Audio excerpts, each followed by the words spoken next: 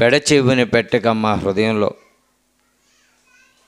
ఎప్పటికప్పుడు తండ్రి మేము చెక్ చేసుకుంటూ అపవాదికి అవకాశం ఇయ్యక మీ మాటల ప్రకారంగా జీవించి ప్రవర్తించే భాగ్యాన్ని మా అందరికీ తెచ్చేయమని నామములు ఈ ప్రార్థన వేడుకుంటున్నాం మా కన్న తండ్రి, ఆమేన్. ప్రభునందు ప్రియమైన దేవుని బిడ్డలారా, బాగానే మనం మాట్లాడుకుందాం. దేవుని పిల్లలారా, మరి కాలమును బట్టి చూస్తే చాలా భయంకరమైనటువంటి పరిస్థితుల్లో మనం ఉన్నాం. ఒక మాటను చదువుకుని మనం పేతురు గారు రాసిన 2వ పత్రిక 2వ అధ్యాయము. దేవుని పిల్లలారా, ఒకడు దేని వలన జయింపబడునో దానికి దోషుడగును కదా. ఒకడు దేని వలన జయింపబడునో దానికి దాసుడగును అంటే మనల్ని ఏది జయిస్తే మనం దానికి దాసులం అవుతాము. మనల్ని ఏది జయిస్తుంది? కయేను లాంటి మనసు మనకుందా? ఒక హేబేలు లాంటి మనసుకి మనకు ఉందా? దేవుని బిడ్డలారా, మనం దేనికైతే అవకాశం ఇస్తున్నామో అది మనల్ని జయిస్తుందంటండి. యేసుక్రీస్తు ప్రభువారు ఒకే ఒక మాట చెప్పారు. ఏంటి? పేతురు గారితో అంటున్నారు, గెత్సేమనే తోటలో భటులందరూ వచ్చారు, సైన్యాధిపతి వచ్చింది, పట్టుకున్నది. పేతురు గారు మల్కు చెవిని నరికేశారు. వెంటనే పేతురు గారిని ఒకే ఒక మాట అన్నారు, అంతే, ఒక్క మాటే. పేతురు, నీ కత్తి తీసి వరలో పెట్టు. కత్తి పట్టుకున్నవాడు కత్తితోనే చంపబడతాడు. యేసుక్రీస్తు ప్రభువారండి. కత్తి పట్టుకున్నవాడు కత్తితో చంపబడతాడు. రైట్, బాగుంది. అయితే కత్తులు వదిలేసామండి. ఇప్పుడు కత్తి పట్టుకున్నవాడు కత్తితో చంపబడతాడు. బాగుంది. మరి బాంబులు పట్టుకున్నవాడు బాంబుతోనే. బాంబు పట్టుకుంటే బాంబుతోనే. ఒకరికి ధనం అంటే ఇష్టం, ధనము వాడిని మింగేస్తుంది. ఒకరికి అధికారం అంటే ఇష్టం. అందుకే ఈ లోకంలో దేనిని కూడా అసలు మీరు ప్రేమింపకుడి అని చెప్పేశాడండి యేసుక్రీస్తు ప్రభు మాటలు. ఎంత మంచి మాటలండి. దేవుని కోసం బ్రతకాలనే ఆశ కొద్ది మందికే ఉందండి. అందుకే యేసుక్రీస్తు ప్రభువారు ఆయన నోట పలికిన మాట, ఇరుకు ద్వారమున ప్రవేశింప పోరాటం చేయండి. మీరు పోరాటం, ఇరుకు ద్వారమును వెళ్ళాలంట. పరలోకం అంటే బాగా ఏదో హైవే రోడ్డు విశాలంగా ఉంటుంది అనుకుంటున్నావు. నువ్వు శ్రమలు, కష్టాలు, కన్నీళ్ళు. క్రైస్తవ జీవితాలంటే కష్టాలు, కన్నీళ్ళు, శ్రమలు, కష్టాలు, నిందలు, అవమానాలు అన్నీ ఉంటాయండి. అన్నీ ఉంటాయి. దేవుని పిల్లలారా, ఆలోచించండి. ఈ రోజున క్రైస్తవులుగా మనం దేన్ని జయించగలుగుతున్నాం?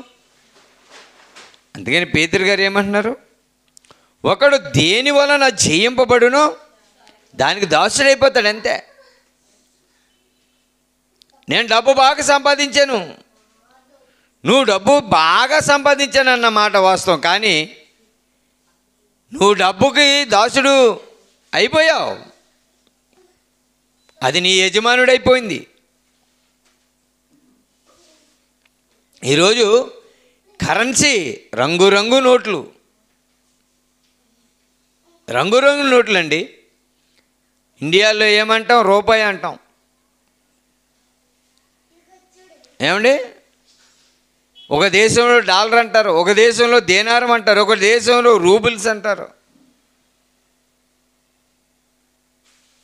ఇవన్నీ మనిషి ఒక పేపర్ మీద ముద్రించుకున్నటువంటి ముద్రణ. దీని చుట్టూ తిరుగుతుంది లోకం. భూమి చుట్టూ,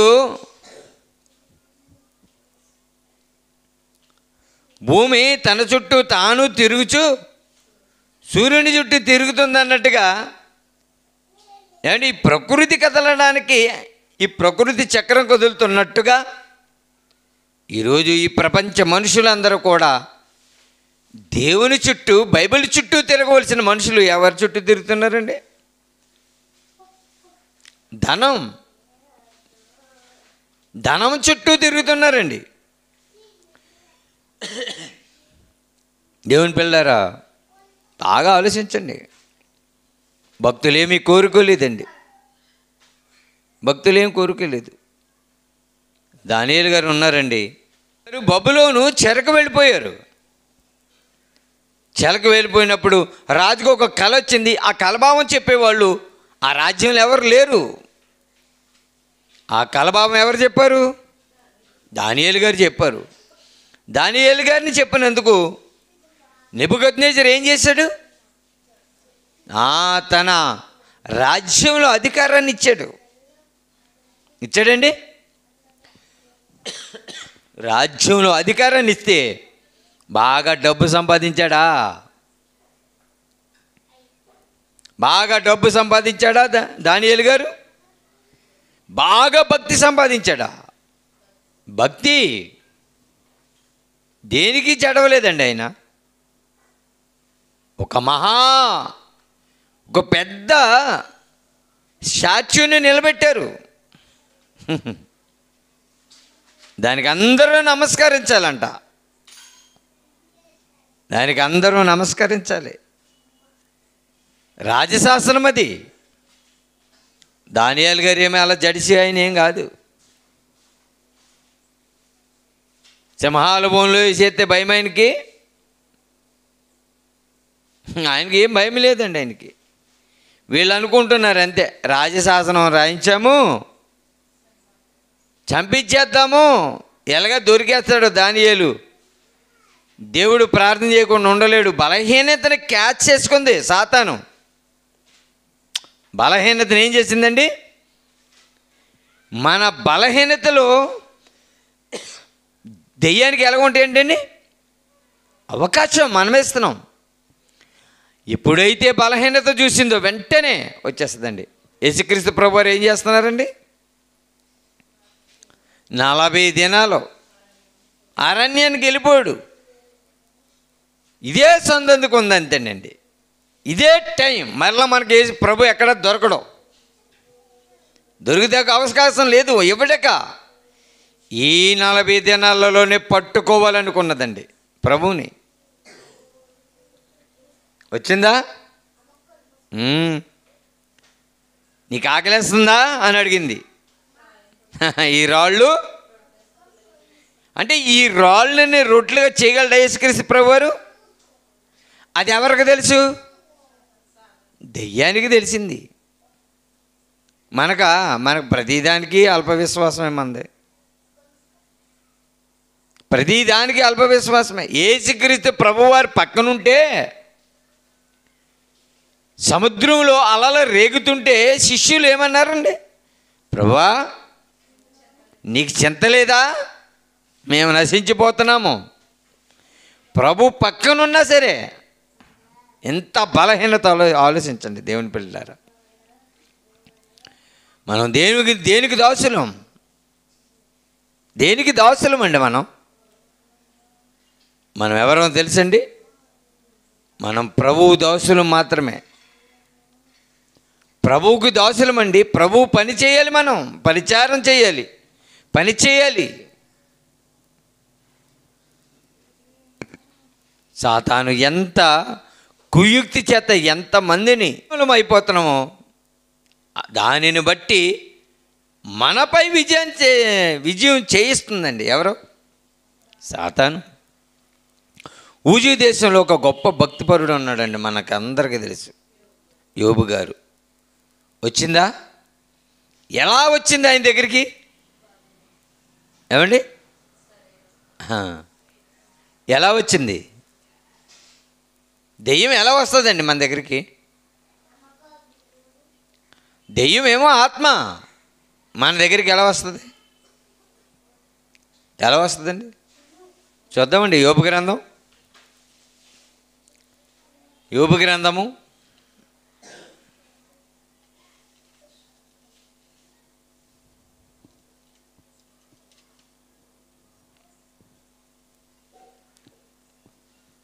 1వ అధ్యాయము 6వ వచనం. దేవదూతలు యెహోవా సన్నిధిని నిలుచుటకై వచ్చిన దినమొకటి తటస్థించెను. ఆ దినమున అపవాది యగువాడు వారితో కలిసి వచ్చెను. యెహోవా, అప్పుడు దేవుడు అడుగుతున్నాడు, నువ్వు ఎక్కడి నుండి వచ్చితివి అని అపవాదిని దేవుడు అడిగాడు. అప్పుడు అపవాది ఏమంటుంది? నేను భూమి మీద అటు ఇటు తిరుగులాడుచు అందులో సంచరించుచూ వచ్చి తిని అని అన్నాడండి. దేవునికి ప్రత్యుత్తరం ఇచ్చింది. అందుకు దేవుడు, నువ్వు మొత్తం భూమి అంతా తిరిగేసానంటున్నావు కదా, నువ్వు భూమి అంతటిని తిరిగానంటున్నావు కదా, అమెరికా నుండి అలాస్కా వరకు, అంటార్కిటికా నుండి అమెరికా వరకు సమస్తము నీకు తెలుసు కదా. నువ్వు ప్రతి దేశము ఏంటి సాధారణకి తెలియదండి? మన గురించి తెలీదా? మన గురించి తెలుసా తెలీదా చెప్పండి? తెలుసండి. మన గురించి కొన్నే తెలుసు, అన్నీ తెలీదండి. సర్వాధికారం దాని చేతులు ఏమీ లేదండి, మనం పట్టుకెళ్ళిస్తున్నాం. అది మనం దేనికైతే మనం దాసులం అవుతామో అది మనపై అధికారం, అది మనల్ని జయిస్తుంది. ఒక అధికారమా, ఈ లోక అధికారమా, ఈ లోకపు డబ్బా, ఏదైనా సరే మనల్ని జయిస్తుంది అది. దేవుని బిడ్డలారా ఆలోచించండి. దేవుడు అంటున్నాడు, నా సేవకుడైనటువంటి యోబు సంగతి ఆలోచించావా? ఇంతమందిని చూసావు కదా, నా కుమారుడు నువ్వు ఒక్కసారైనా చూసావా అని అడిగాడు. అతడు ఎలాంటి వాడో తెలుసా? నా కుమారుడు యథార్థవంతుడు, న్యాయవంతుడినై దేవుని యందు భయభక్తులు కలిగి చెడుతనమని అసలు దగ్గరికి రానివ్వనివాడు. ఎవరిచ్చారండి? దేవుడు ఏమంటున్నాడు? భూమి మీద అతని వంటి వాడు ఎవరు లేరంటండి. మనమే చెప్పేసుకుంటాం, అవునా? మనమేమంటాం? మనమేమంటామండి? యోబు గారు అంతటి వాడు ఎవరూ లేరు అని అంటామా? అసలు పక్కింటి గురించి చెప్తాం మనం, వాళ్ళు మంచోళ్ళు అని చెప్తే మనమే చెప్పుకోవాలి. మనమే చెప్పుకోవాలి. ఏమని? మనమే నా అంత నీతిమంతుడు లేడు, నేను ఎవరికి అన్యాయం చేయలే, నేను ఎప్పుడు అబద్ధం ఆడలే, నేను పుట్టింది మొదలుకొని నా నీతి, నా నిజాయితీ, నా యథార్థత ఆ దేవుడికి తెలుసు అంటాం. మళ్ళీ మనం ఏమంటామండి? అసలే దేవుడికి తెలుసు సమస్తం, మరలా మనమేమంటాం? ఆ దేవుడికి తెలుసండి న్యాయం అని అంటాం. ఎంత అన్యాయం అంటేనండి, ఈ లోకంలో భయంకరమైనటువంటి అన్యాయం జరుగుతుందండి. ఎవరికి జరుగుతుంది?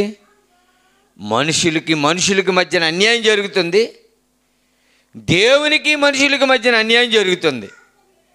దేవుడికి న్యాయం జరుగుతుందా, అన్యాయం జరుగుతుందా? దేవుడు న్యాయవంతుడే, కానీ దేవుడికి అన్యాయం జరుగుతుంది. ఏంటి అన్యాయం? ఏంటి అన్యాయం? దేవుడు అనుకున్నట్టుగా తన పిల్లలు ఆయన కోసం బ్రతకకపోవడం ఇది అన్యాయం. అవునా కదా? మన పిల్లల్ని ఏమంటామండి మనం? పక్కింటి వారు ఎప్పుడైనా ఒకవేళ తగువ తీర్చడానికి వచ్చారనుకోండి, మనకి ఏమంటారు? ఒరేయ్, నీ తండ్రి మాట వినకపోవడం చాలా అన్యాయంరా, నీ తల్లిదండ్రుల మాట వినకపోవడం, నీ తల్లిదండ్రులు చూడకపోవడం, నీ తల్లిదండ్రుల మాట వినకపోవడం ఇది చాలా అన్యాయంరా, ఇంకా తర్వాత నీ ఇష్టం అని అంటారు. అంతేనండి? మరి దేవుని మాట మనం వినకపోతే అది అన్యాయం కదా? ఏమండి? సాతాను చూడండి ఎక్కడికి వెళ్ళిపోయిందండి, పర్మిషన్కి పరలోకం వెళ్ళిపోయిందండి. అబ్బో, భూలోకంలో సంచరించి అపవాదికి పరలోకం వెళ్ళే అంత అధికారం ఉందా అంటే ఇచ్చాడు దేవుడు. ఎందుకు ఇచ్చాడు దేవుడు? టెస్ట్ మనీ మందంతా టెస్టింగు. నా కొడుకు గొప్పడు అన్నాం అనుకోండి. ఇప్పుడు మా అబ్బాయి ఉన్నాడండి, మా అబ్బాయికి ఏమొచ్చు? క్రికెట్ వచ్చి బాగా ఆడతాడు, వాలీబాల్ బాగా ఆడతాడు, నెంబర్ 1 ఛాంపియన్, ఒలింపిక్స్కి ఇంకా పెద్దది ఏదైనా ఉంటే అందులో కూడా మా వాడే టాపు అని అంటున్నాం. మనోడేం గల్లీలో కూడా ఆడలేదు. అది ఎలాగుంటుంది? హాస్యాస్పదంగా ఉంటుంది. ఇప్పుడు మన అబ్బాయి గొప్పోడో కాదని అంటే ఇప్పుడు ఏం చేయాలి? పోటీ, ఒలింపిక్స్లో పాల్గొనాలి. అందులో పాల్గొని అన్నిటి మీద విజయం సాధించినప్పుడు అది ఆ ఒలింపిక్ మెడల్ ఏదైతే ఉందో మెళ్ళేస్తారు. ఉత్తినే వేసేస్తారండి. ఉత్తినే వేసేసి లేకుంటే నువ్వు నేను ప్రపంచమంతా అందరూ కూడా ఒలింపిక్స్ కాడే ఉంటాం. ఏంటి నాకు దండేయండి అంట కూర్చుంటాం మనం. ఏమన్నా అంతేనా? మీ అబ్బాయి గొప్పవాడో కాదో, మీ అమ్మాయి గొప్పదో కాదో ఎప్పుడు తెలుస్తుంది? ఎప్పుడు? పోటీలో తెలుస్తుంది. అంతేనండి. ఉత్తునే చెప్పుతూ ఉంటాం మనం తల్లిదండ్రులు. ఏం చెప్తాం? అబ్బా మా అమ్మాయి అండి, మా అబ్బాయి అండి అంటాం మనం. ఎప్పుడు తెలుస్తుంది అబ్బాయి అమ్మాయి అన్నది? టైం వచ్చినప్పుడు తెలుస్తుంది. వాళ్ళ క్యారెక్టర్, వాళ్ళ వ్యక్తిత్వం, వాళ్ళ గుణం ఏదైతే ఉందో అది. అలాగే అపవాది దేవుని దగ్గర పర్మిషన్ తీసుకుంది. దేవుని దగ్గర పర్మిషన్ తీసుకోకుండా ఏమి చేయదండి. దానివల్ల కాదు, అండర్లైన్ చేసుకోండి మీరు. అంతే. పర్మిషన్ ఎవరు ఇవ్వాలండి? అపవాది వెళ్ళిందంట, ఇటు అటు తిరిగేసేసి భూమి మీద ఎక్కడికి వెళ్ళింది? భూమి నుంచి ఎక్కడికి వెళ్ళింది? పరలోకం వెళ్ళింది, తండ్రి దగ్గరికి. ఆ తండ్రి దగ్గరికి వెళ్ళి మాట్లాడుతుంది. తండ్రి అడుగుతున్నాడు, నువ్వు ఎక్కడి నుంచి వచ్చావు? నేను భూమి మీద నుంచి వచ్చాను. ఓహో అలాగా. అయితే నా కుమారుడు ఒక ఆయన ఉన్నాడు ఊజు దేశంలో, న్యాయవంతుడు, యథార్థవంతుడు, నీతిమంతుడు, చెడుతనాన్ని పూర్తిగా విసర్జించిన వాడు. అబ్బా, ఏం సర్టిఫికెట్ ఇస్తున్నాడండి దేవుడు మన గురించి. అయితే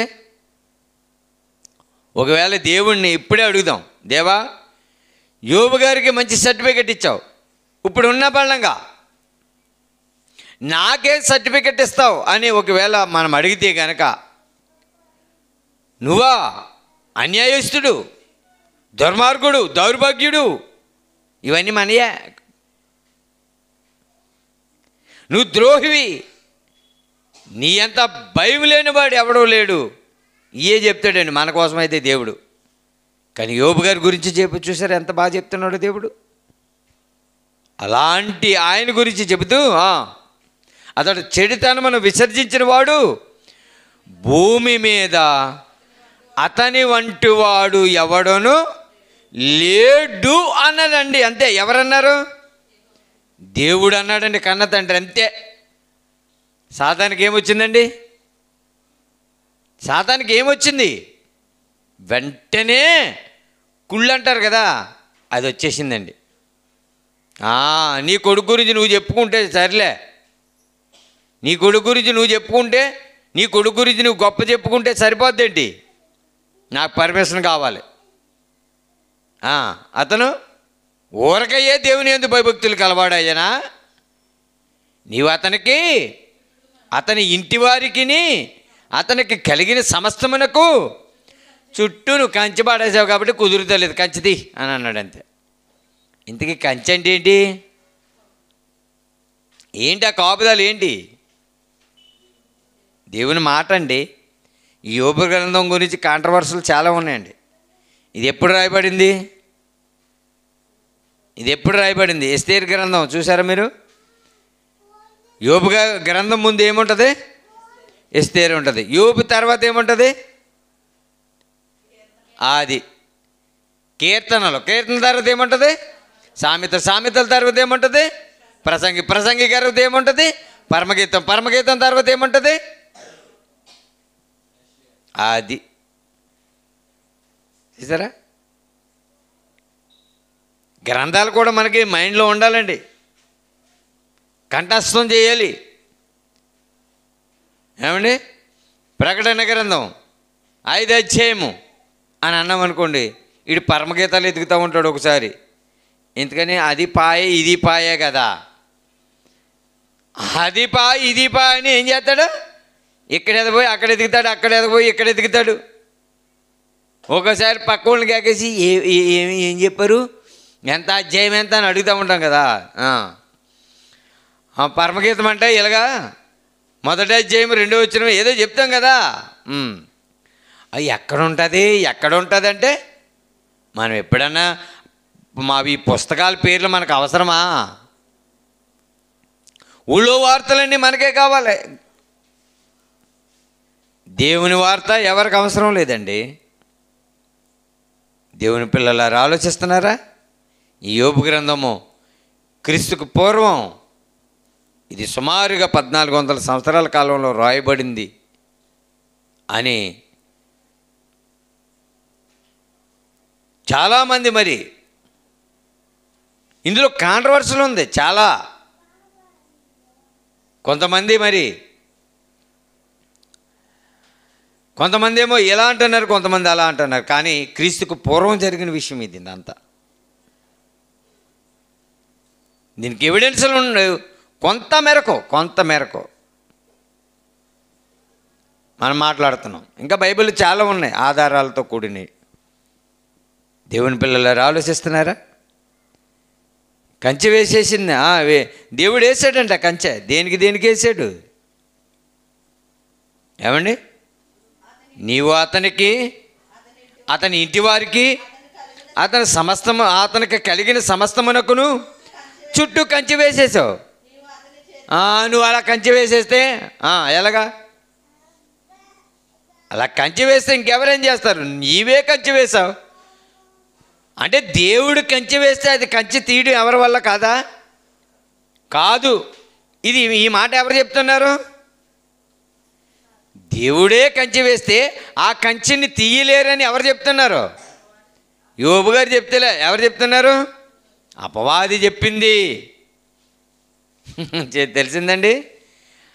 అపవాదికి తెలుసా? అపవాదికి ఏమంటే క్రైస్తవులకి అసలు నిజమంటే తెలియదండి.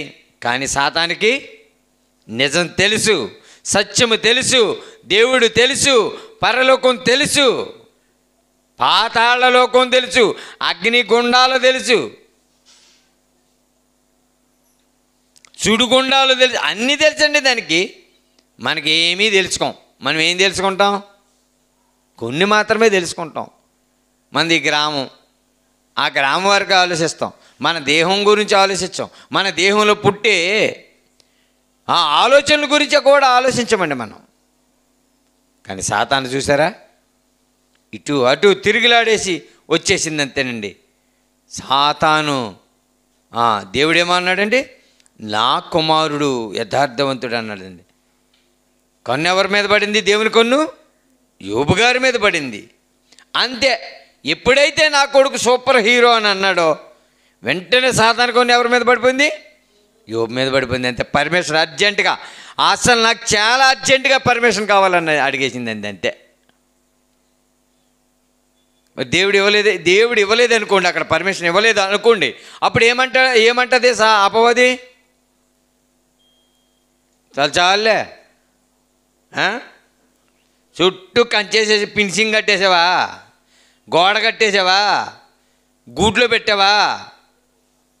అదేనేంటి యుద్ధం అంటే? యుద్ధం అంటే దా రమ్మను, పడిపోవాలి, గ్రౌండ్లో పడాలి.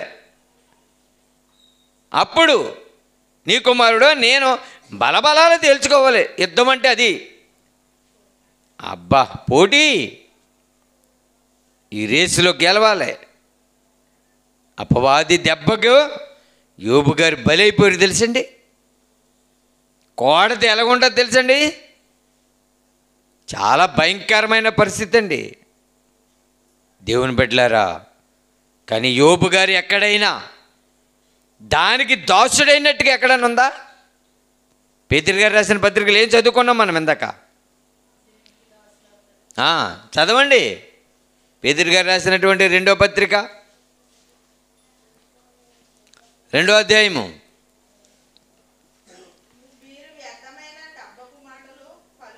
కిందకు వచ్చాయమ్మా.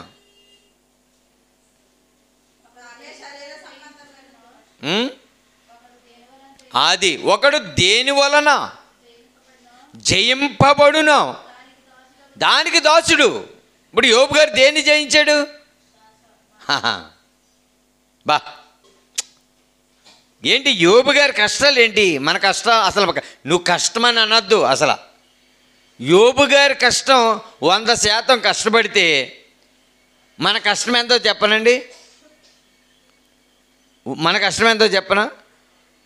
99.999999999 అంత వెళ్ళిపోతే ఎక్కడో ఒక రవ్వ నలుసు, అందులో మళ్ళీ ఆ నలుసులో 99 పాయింట్ మరలా 9999 మరలా ఇంక అందులో తీసేద్దాం. ఇంకా బాగా నీకు కనిపించినది, నీ కంటికి నీ భక్తి, నా భక్తి, అది మన జీవితం. యోబు గారు మహాభక్తిపరుడండి. ఆయన భక్తి చాలా గొప్పదండి. దేవుని పిల్లలారా ఆలోచిస్తున్నారా? ఎంత గొప్పవాడండి ఈ ఊజు దేశంలో. దేవుడు ఒకే ఒక మాట అన్నాడండి, నా కుమారుడు యథార్థవంతుడు అని అన్నాడు. సాతాను శోధన క్రైస్తవుడికి బ్రతుకున్నంతకాలం శోధనే, ఏదో ఒక శోధనే. పరుగుల మీద ఉంటుందండి మన భక్తి జీవితం, తెలుసండి. ఏది భక్తిగా బ్రతకాలనుకునే వాళ్ళకి భక్తి పోడా, రేపేమి సంభవిస్తుందో మనకు తెలియదు. ఇప్పుడు మనం ఏం చేద్దాం? ఏం చేయాలి? జనులు అనుకుంటున్నారంట రేపేమి సంభవించునో మనకు తెలియదు అని. అంటే రేపటి సంగతుల గురించి మనకి ఎందుకురా, అనుభవించు.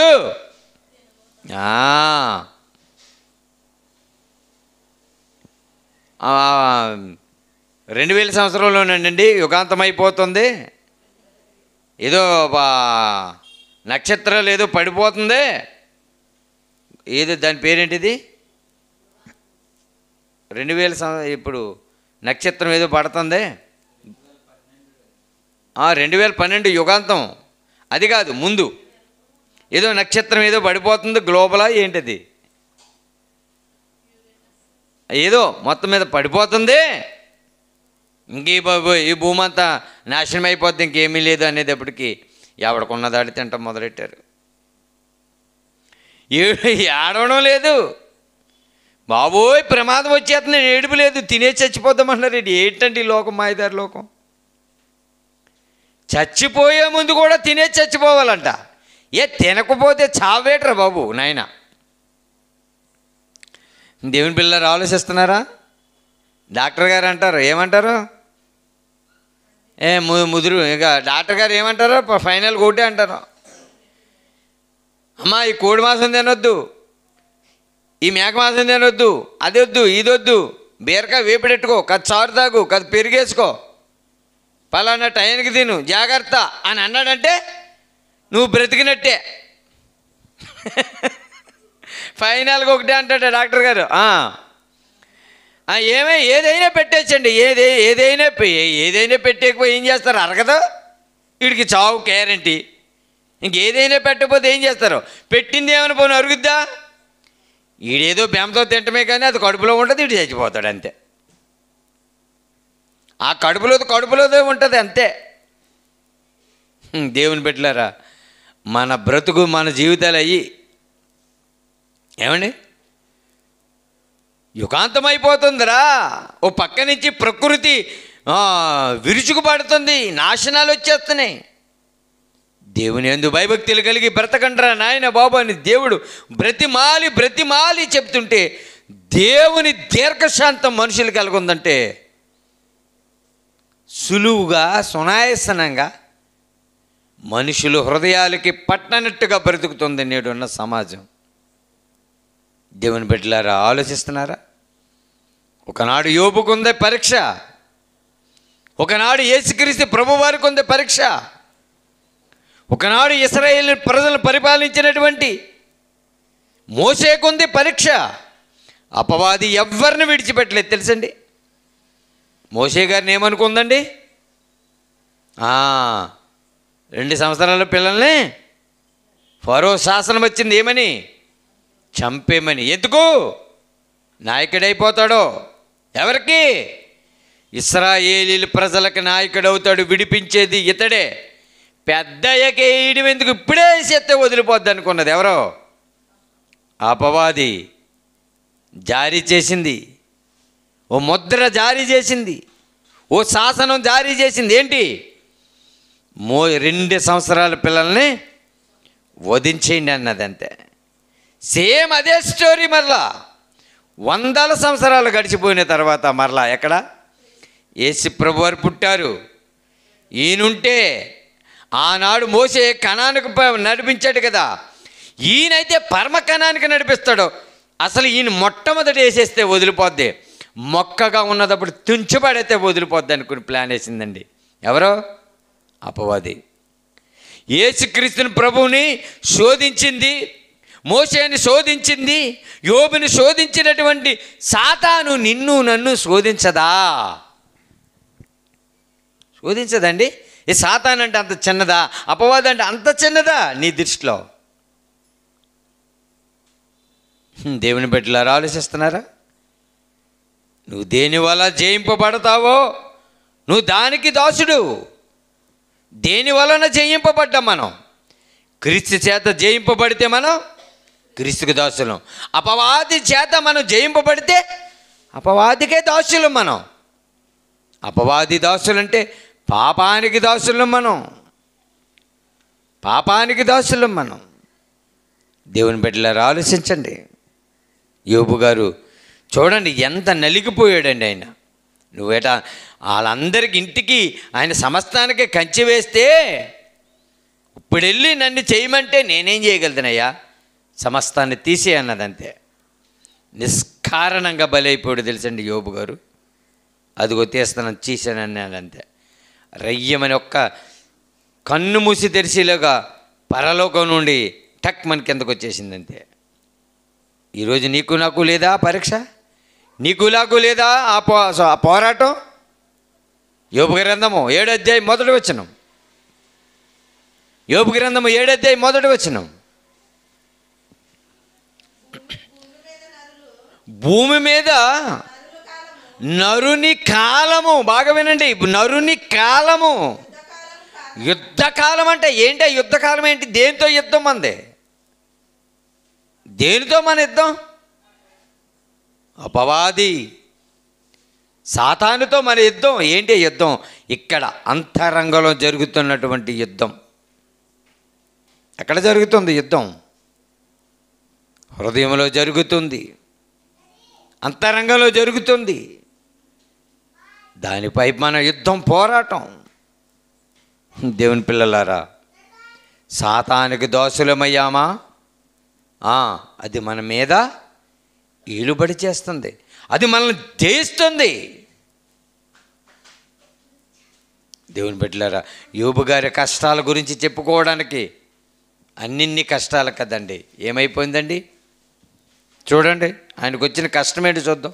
ఆయన ఎప్పుడైతే కంచి తీసేశాడో, 12వ వచనం, యెహోవా తండ్రి మాట్లాడుతుంది, ఇదిగో అతనికి కలిగిన సమస్తమును నీ వశమున ఉన్నది ఎవరికి ఇచ్చాడండి? అపవాదికి ఇచ్చాడు. ఈరోజు నిన్ను నన్ను కూడా అపవాదికి ఇచ్చేస్తాడండి.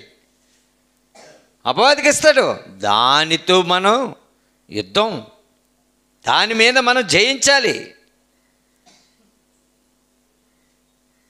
జయించాలా?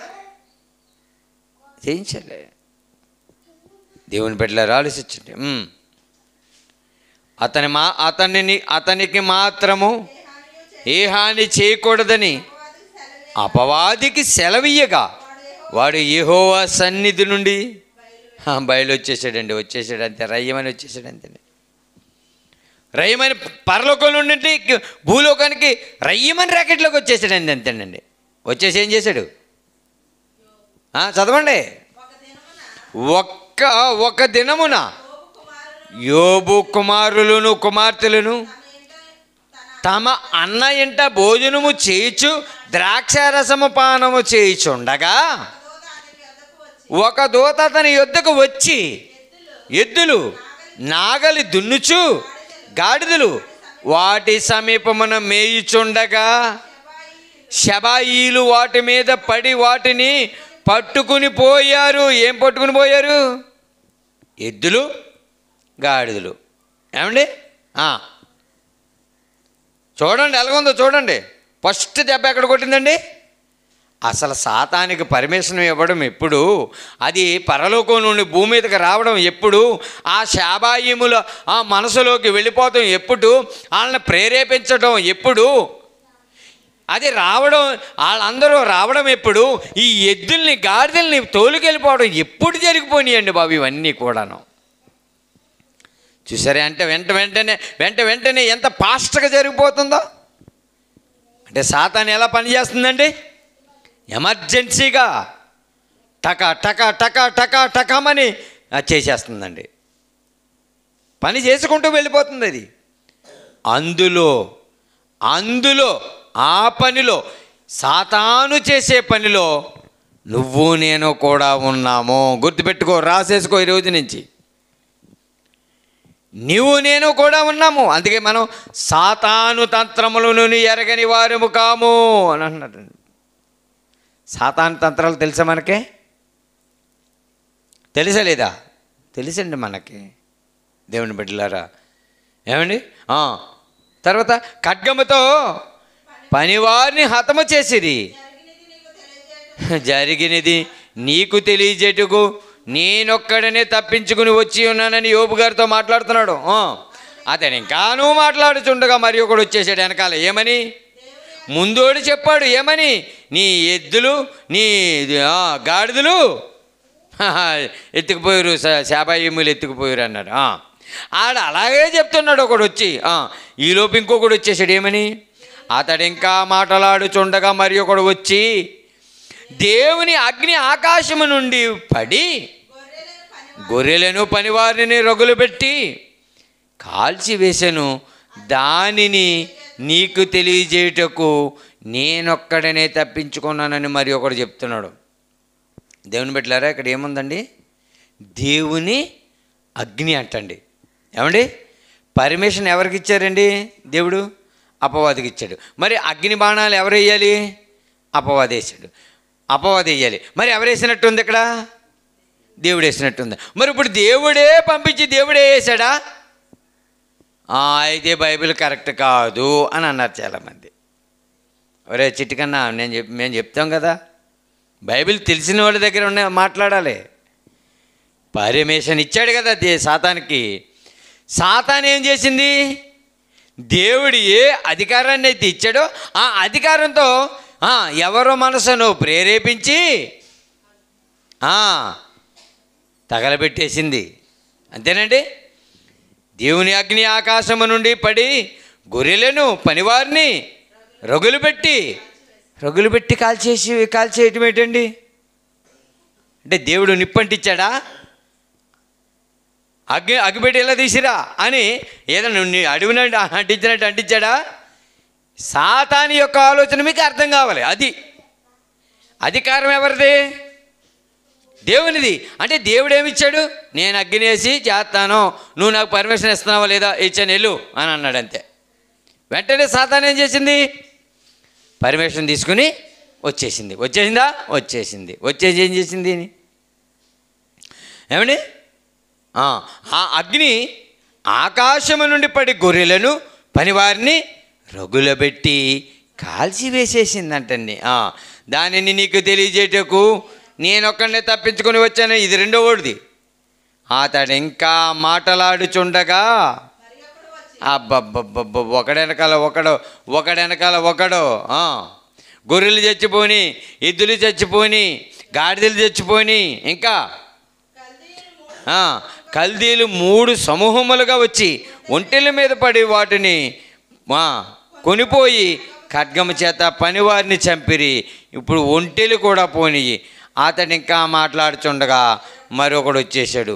అబ్బా, దెబ్బ మీద దెబ్బ అండి, దెబ్బ మీద దెబ్బ. యోబు గారికి ఎలాగుందండి? ఎద్దులు పోయాయి, బాధ. ఈలోపు గాడిదలు పోయాయి, ఇంకా బాధ. ఈలోపు గొర్రెలు పోయాయి, బాధ. ఈలోపు ఒంటెలు కూడా పోయాయి. అయ్యో బాబోయ్, ఆస్తి ఎంత నష్టం ఆలోచించండి. కోట్ల రూపాయల నష్టం ఆయనకి. ఒక్క పర్మిషన్ తీసుకున్నందుకు ఇంత కష్టమా? మరి నీకు నాకు ఎందుకు లేవు ఈ కష్టాలు? ఏమండి, నీకు నాకు ఎందుకు లేవు? ఎందుకు లేవు చెప్పనండి. కష్టాలు నీకు నాకు ఎందుకు లేవంటే, మనం దేవుని పక్షాన్ని ఉంటే, నీతిగా ఉంటే మనకు వచ్చును. మరి మనకి ఏ కష్టాలు రావలేదు, సుఖంగా ఉంటున్నామంటే మనం ఎవరి పక్షాన్ని ఉన్నాం? అపవాది పక్షాన్ని ఉన్నామండి. మన పార్టీ ఎవరిదే? ఏమండి? ఏమిటమ్మా మన గుర్తు? ఏమిటమ్మా మన గుర్తు? అస్తమమ్మ మన గుర్తు అనుకోండి. ఏమిటమ్మా మన గుర్తు అంటే అపవాది మన గుర్తు. అర్థమవుతుంది మీకు?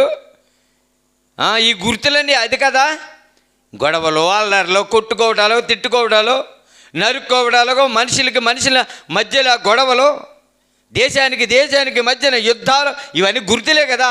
ఎవరిది గుర్తు? ఏమిటమ్మకి గుర్తు? ఇవన్నీ అపవాది గుర్తులు. ఇవన్నీ అపవాది గుర్తులండి. మనుషులు చంపేసే గుర్తు ఎవరిదా? ఈ గుర్తు అపవాదిదండి. దేవుని బిడ్డలారా, ఎంత మంచి మాటలండి దేవుడు బైబిల్లో రాయించాడండి మనకి. దెబ్బ మీద దెబ్బ, దెబ్బ మీద దెబ్బ అండి. గుక్క తిప్పుకునే లోపే మరొకడు వచ్చినాడు, మరొకరు వస్తున్నారు. ఏదో ఒక బా ఏంటండి, ఎలా వినగలిగాడు, ఎలా తట్టుకోగలిగాడండి. ఇవన్నీ తెలియజేయటకు నేనొక్కడే తప్పించుకుని వచ్చి ఉన్నానని నేను. అతడు ఇంకా మాట్లాడుతుండగా వేరొకడు వచ్చి ఏమన్నాడండి?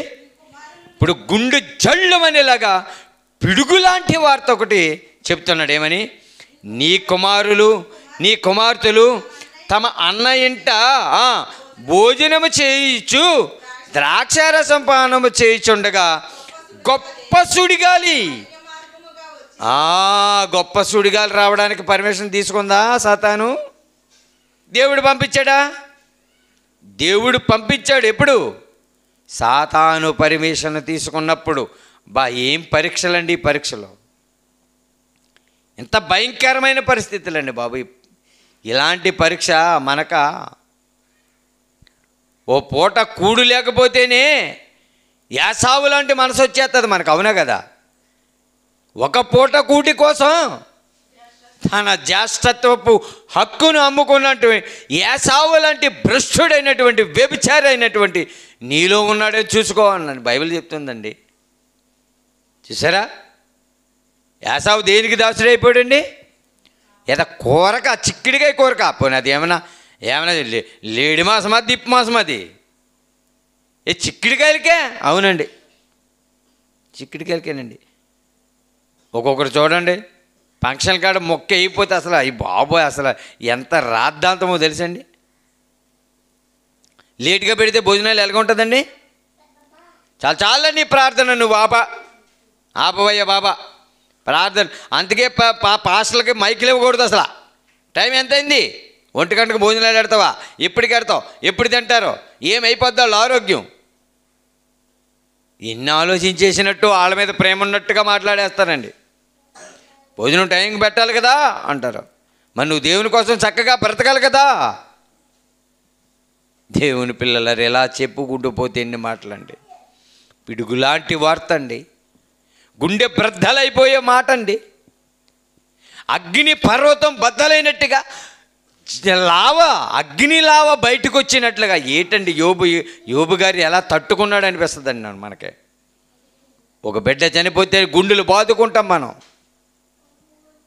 గుండెలు బాదుకుంటామండి మనం. మాటలాడుచుకుంటే ఒక కుమార్తెలు అందరూ కూడా గొప్ప సుడిగాలి అరణ్య మార్గమున వచ్చి ఆ ఇంటి నలుమూలల కొట్టగా అది యవ్వనుల మీద పడినందున వారు చనిపోయారండి. ఎంతమంది సంతానం? 10 మంది. 10 మంది 10 రోజుల 10 నెలల ఒకే ఒక్క రోజున చనిపోయారండి 10 మంది. ఎలా తట్టుకోగలిగాడండి యోబు గారు? దేవుని బిడ్డలారా ఆలోచిస్తున్నారా? ఎంత పరీక్ష అండి, ఇలాంటి పరీక్ష. అవును, అబ్రహాము గారికి పరీక్ష వచ్చిందా? అబ్రహాము, నీకు ఇచ్చినటువంటి ఒక కుమారుడైనటువంటి ఇస్సాకుని నాకిచ్చేయి. పరీక్ష. సాతాను పరీక్షలో నిలబడాలండి, మనం చేయించాలి. మనం దానికి దాసులమయ్యామా, అది మన మీద ఏలుబడి చేస్తుంది, యజమానుడు అవుతుంది. కనుక మనము క్రీస్తు దానిని జయించాడండి. జయించాడా? జయించాడండి. ఆయన మరణపు ముళ్ళును విరిచేశాడు, తెలుసండి. మరణాన్ని జయించాడండి ఆయన. అందుకే మృత్యుంజయుడు ఆయన. ఆయనకు మృత్యువు లేదు, ఆయనకు మరణం లేదు. ఆయన ఆది అంతము లేనివాడైనా ఉన్నవాడు, అల్ఫా ఒమేగా. దేవుని బిడ్డలారా ఆలోచిస్తున్నారా? ఇంత గొప్ప తండ్రిని, అంత గొప్ప క్రీస్తుని కలిగిన వారు మనం. అపవాదికి చోటు ఇవ్వద్దు, సాతానికి చోటు ఇవ్వద్దు. అది మన యజమానుడు కాదు. దాన్ని శీఘ్రంగా రోమపత్రిక, రోమేలుకి రాసిన పత్రిక 16వ అధ్యాయం, రోమా సంఘానికి అపొస్తలుడైన పౌలు గారు తన ఉత్తరాన్ని రాస్తూ అందులో పలుకుతున్న ఒక మాటను మనం చదువుకుని ముగించేసుకుందాం. చదవండి. 16వ అధ్యాయం 20వ వచనం అమ్మా. ఆది ఎన్ని వచనం? 20వ వచనం. 16వ అధ్యాయం 20వ వచనం. సమాధానకర్తయగు దేవుడు సాతానును, అబ్బబ్బబ్బా, ఏం అధికారం ఇచ్చాడండి మనకి? ఎక్కడ తొక్కాలండి దాన్ని? మన కాళ్ళ కింద తొక్కేయడం పెట్టండి. నలిపినట్టు నలిపేయచ్చు అంటున్నాడు. అంటే మనకు అంత బలము, అంత జ్ఞానము, అంత అధికారం ఇచ్చాడంటే దేవుడు ఇచ్చాడండి. కానీ మనం ఏం చేస్తున్నాం? దానికి ఎందుకు దూరిపోతున్నాం? ఆ పాపం కిందకు దూరిపోవాలి, ఆ దాస్యానికి దూరిపోవాలి మనం. దేవుని బిడ్డలారా ఆలోచించండి. దాని ఛాయకి వెళ్ళకూడదండి, దాని ఛాయకి వెళ్ళొద్దండి. అపవాదిని కాళ్ళ కింద, మీ కాళ్ళ కింద శీఘ్రముగా చేతకు తుక్కుబడేయండి, అంతే అధికారాన్ని మీకు ఇచ్చాను అన్నాడు. ఏం చేద్దాం? దానిని జయించండి, దానిని జయించండి.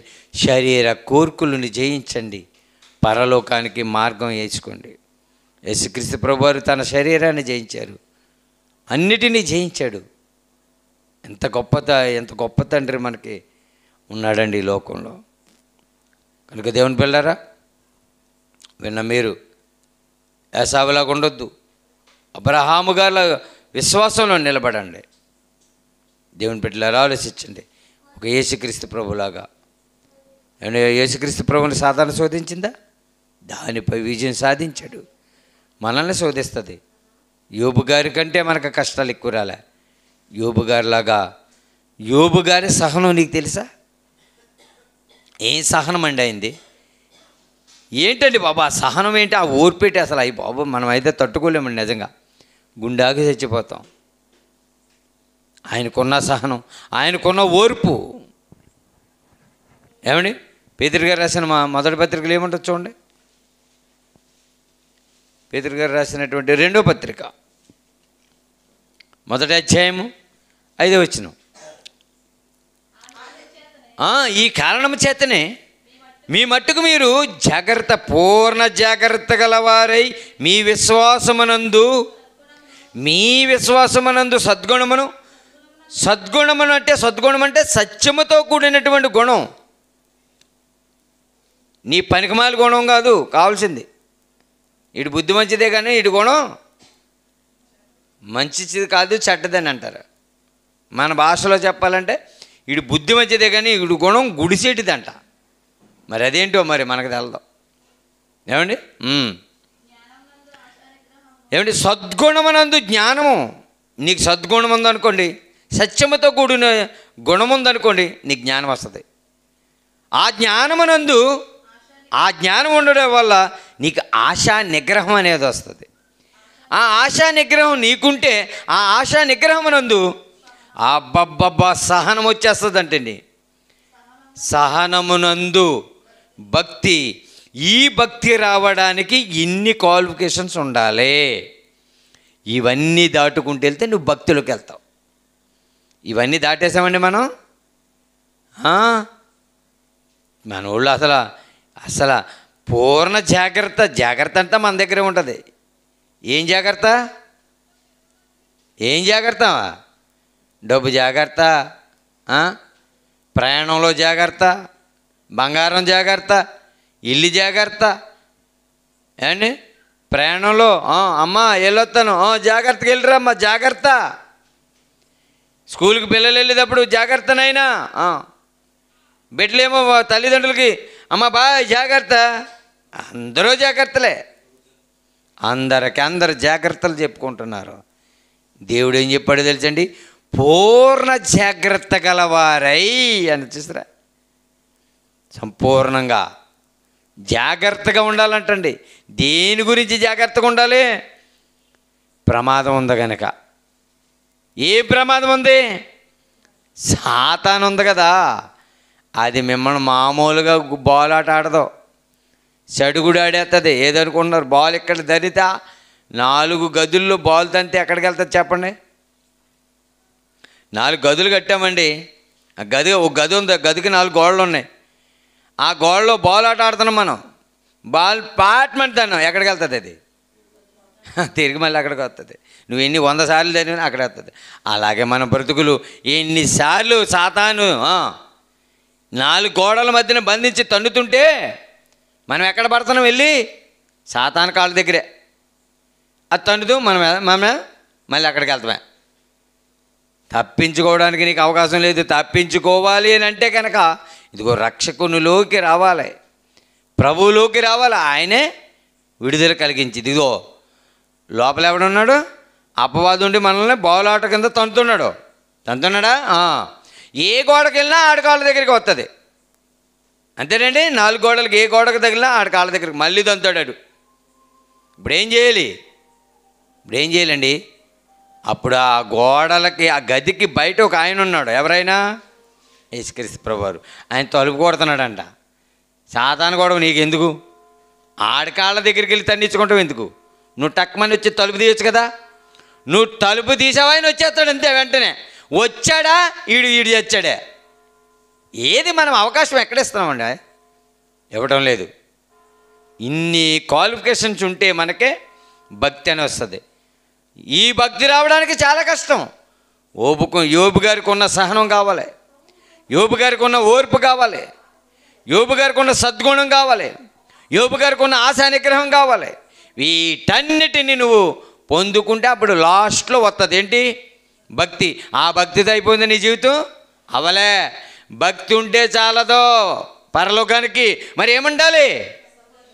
సహోదరి ప్రేమ ఉండాలంటండి. అబ్బబ్బబ్బా, సహోదరి ప్రేమ నందు దయ ఉండాలంటండి.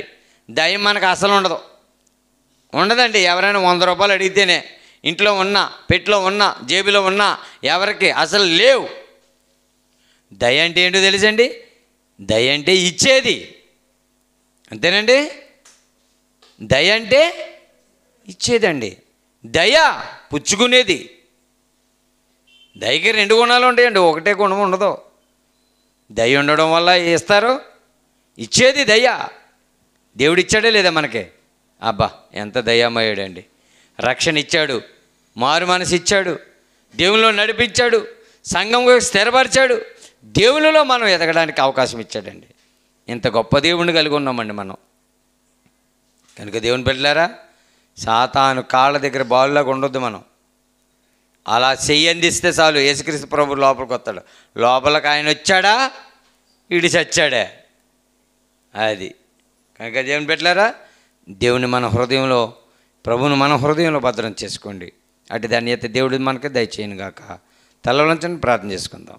ప్రేమగల తండ్రి, కృప కలిగిన దేవా, మీ బిడ్డలకు మీ మాటలు వినిపించాను నాయన. యోబు గారి భక్తి జీవితం, నాయన మోషే గారి భక్తి జీవితం, వారి భక్తులను కదిపిన వారి భక్తి జీవితాలలో సాతాను నాయన గొప్ప పరీక్ష. ఆ ఓర్పుతో, ఆ సహనాలతో వారి భక్తి జీవితం కొనసాగించారు. అటు ధన్యతను మాకు అందరికీ దయచేయండి. విత్తబడిన ప్రతి మాట పిల్లల హృదయాలు ఫలింపచేయమని క్రీస్తు నామములు ప్రార్థన వేడుకుంటున్నాం మా కన్న తండ్రి, ఆమేన్. మన తండ్రి అయిన దేవుని ప్రేమయు, కుమారుడైన యేసుక్రీస్తు వారి కృపయు, పరిశుద్ధాత్మ దేవుని అన్యోన్య సహవాసము సదాకాలం మనకును సకల పరిశుద్ధులకును సంగమునకును బిడ్డలందరికీ తోడుగా ఉండును గాక. ఆమేన్.